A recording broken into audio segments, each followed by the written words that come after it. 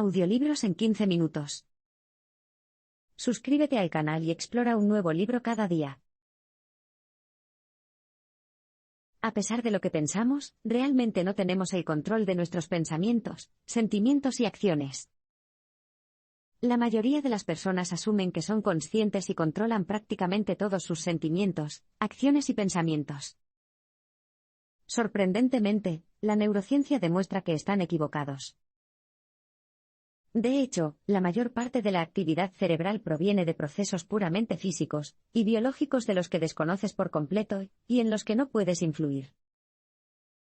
Nuestra impotencia se puede ver en la forma en que las alteraciones del cerebro causadas, por ejemplo, por accidentes y enfermedades, afectan a las personas. Un ejemplo impactante fue el caso de un hombre de 40 años cuya esposa durante 20 años de repente se dio cuenta de que, aparentemente de repente, había desarrollado una obsesión con la pornografía infantil. Tras un examen médico, se descubrió que había desarrollado un tumor masivo en una parte del cerebro responsable de la toma de decisiones, la corteza orbitofrontal. Una vez que le extirparon el tumor, su apetito sexual volvió a la normalidad. También hay otras formas más sutiles en las que carecemos de control consciente sobre nuestra vida mental, y resulta que esto suele ser lo mejor. Muchos procesos de nuestro cerebro, como la toma de decisiones, funcionan mejor en piloto automático, sin interferencias conscientes que lo retrasen. Por ejemplo, si le pides a un músico que toque una pieza, pero le dices que se concentre solo en los movimientos individuales de sus dedos, le resultará muy difícil. Es mucho más fácil para ella concentrarse en la música y dejar que sus dedos la toquen sin un control tan vigilante y consciente. ¿O qué pasa con el béisbol, donde algunos lanzadores pueden lanzar una bola rápida que llega al bateador en solo 4 décimas de segundo? El bateador tarda 5 décimas de segundo en tomar conciencia de hacia dónde va la pelota, así que, ¿por qué los bateadores no siempre fallan las bolas rápidas? Porque en realidad dejan el componente consciente fuera de su decisión y responden instintivamente, del mismo modo que podrías esquivar si vieras algo que se te ocurre rápidamente. Lo que consideramos realidad no es más que una alucinación construida subconscientemente. Eche un vistazo al exterior. ¿Crees que lo que ves es una representación precisa del mundo? De hecho, lo que ves es más una alucinación que una realidad. Nuestro sistema de percepción visual no es como una cámara de vídeo, no reproduce fielmente una imagen del mundo, sino que simplemente interpreta las señales electroquímicas que llegan al cerebro. Y lo mismo ocurre con otros sentidos, como el oído o la percepción del tiempo. A partir de esta mezcla de señales, nuestro cerebro construye una realidad. Este efecto se puede ver cada vez que lees un libro. Aunque las palabras no son más que garabatos de negro sobre blanco, cuando se ordenan en filas de esta manera, el cerebro les da un significado más profundo. Otro ejemplo se puede encontrar en un trastorno extraño conocido como síndrome de Anton, en el que las personas que han quedado ciegas a causa de un derrame cerebral todavía creen que pueden ver. Alucinan con una realidad visual para sí mismos. Por supuesto, la mayoría de nosotros desconocemos cómo nuestro cerebro construye nuestra realidad, porque las operaciones neuronales ocurren de forma rápida e inconsciente. Ahora mismo, por ejemplo, te alegra leer y entender la información de esta pantalla, pero desconoces felizmente los pequeños y constantes movimientos oculares que el cerebro controla para poder hacerlo. Diferentes partes del cerebro luchan por controlar nuestro comportamiento.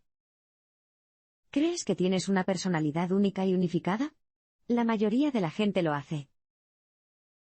Pero, de hecho, si examinamos nuestro cerebro más de cerca, vemos que se trata de una simplificación excesiva. El cerebro comprende varios subsistemas, cada uno de los cuales tiene una función diferente y que, a menudo, compiten por el control de nuestro comportamiento. Por ejemplo, claramente tenemos sistemas cerebrales racionales y emocionales separados. Como se puede imaginar, el sistema racional se encarga de analizar las situaciones con frialdad y calma, mientras que el sistema emocional genera sentimientos como la ira, el miedo, el deseo, etc. A menudo, las dos cosas están en desacuerdo, pero ambas son necesarias para una vida normal. Por ejemplo, si carecieras del sistema emocional, pasarías todo el tiempo analizando demasiado el mundo que te rodea, sin poder tomar ni la decisión más simple. Las emociones pueden ser rápidas e irracionales, pero te ayudan a tomar rápidamente las decisiones sin importancia que se necesitan en la vida diaria. La comprensión de que hay varios subsistemas en el cerebro que compiten por el control de su comportamiento ayuda a explicar algunos fenómenos peculiares. Por ejemplo, ¿te has planteado alguna vez lo extraño que es que una persona se maldiga a sí misma? Este extraño comportamiento solo puede explicarse por la división en el cerebro, una facción del cerebro reprende a la otra. O piense en lo extraño que es para un fumador que desea dejar de fumar, sin embargo, siga fumando. Claramente, es posible que una parte del cerebro quiera dejar de fumar, mientras que otra desee fervientemente continuar. Nuestros patrones de pensamiento y preferencias están determinados en gran medida por la evolución.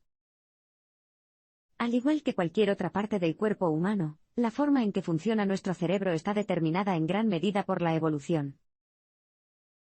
En primer lugar, la evolución ha determinado los límites de nuestro funcionamiento cognitivo. La gama de pensamientos que podemos pensar en realidad se limita a cosas que fueron útiles para nuestros antepasados. Por ejemplo, si intentas visualizar un cubo de 5 dimensiones, te resultará imposible. Esto se debe a que la capacidad de ver objetos de 5 dimensiones no proporcionó ninguna ventaja evolutiva. La gama de tareas en las que somos expertos también es bastante limitada. Por ejemplo, en realidad somos bastante malos para realizar grandes cálculos matemáticos porque nuestros antepasados nunca los necesitaron realmente como cazadores-recolectores. Por otro lado, necesitaban la habilidad de sortear problemas sociales como detectar y castigar a los tramposos, por lo que los humanos de hoy en día son bastante expertos en esto. En segundo lugar, la evolución también guía nuestras preferencias en materia de gusto y atracción. La mayoría de las personas encuentran sabrosas cosas como las manzanas, los huevos y las patatas. ¿Por qué? Porque contienen azúcares, proteínas y vitaminas, todos los cuales fueron útiles para la supervivencia de nuestros antepasados. También tenemos una fuerte aversión incluso a la idea de comer materia fecal. ¿Por qué? Debido a que contiene microbios dañinos que nos enfermarían, es de suponer que cualquier antepasado que se sintiera atraído por él se extinguió hace mucho tiempo. Si observamos qué tipo de criaturas nos atraen sexualmente, esto también tiende a tener sentido desde el punto de vista evolutivo, no nos atraen las ranas, sino otros humanos. Esto se debe a que no es posible cruzarse con otras especies, por lo que sentirse atraído por ellas no tendría sentido desde un punto de vista evolutivo. Nuestro sistema legal debe centrarse en la rehabilitación, no en el castigo. ¿Sigues pensando que las personas toman decisiones conscientes para actuar de ciertas maneras? Esta es una pregunta particularmente pertinente cuando se trata de nuestro sistema legal, donde todavía asumimos con vehemencia que las personas tienen libre albedrío y, por lo tanto, pueden ser consideradas responsables de sus acciones.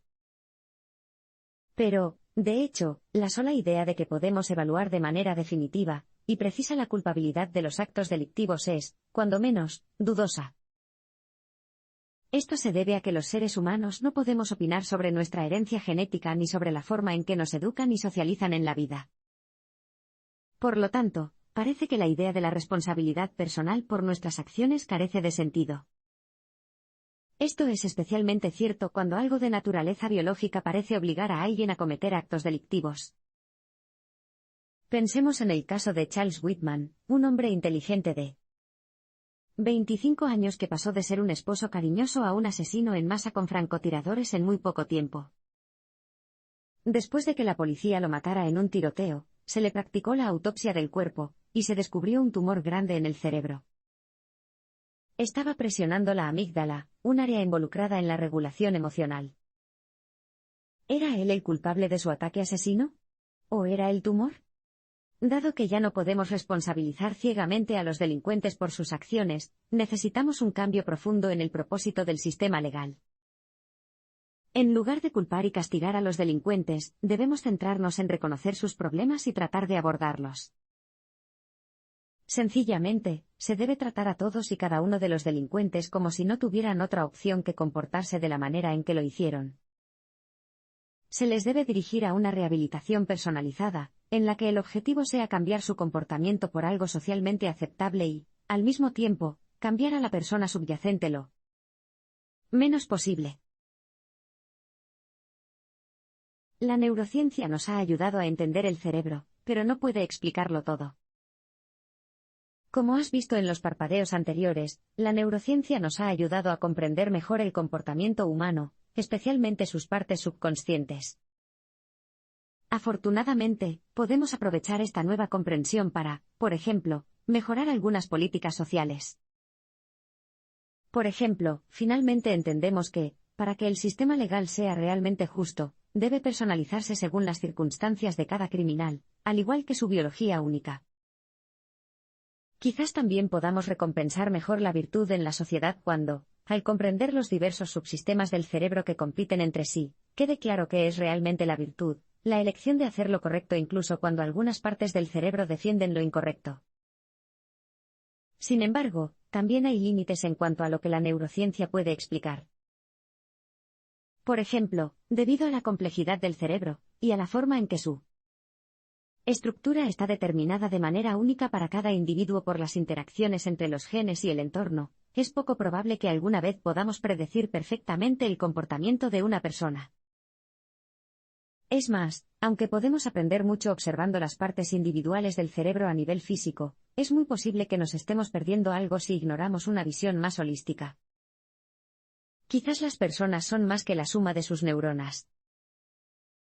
Como dijo el teórico de la complejidad Stuart Kauffman, una pareja enamorada que camina por las orillas del Sena es, en realidad, una pareja enamorada que camina por las orillas del Sena, no simples partículas en movimiento.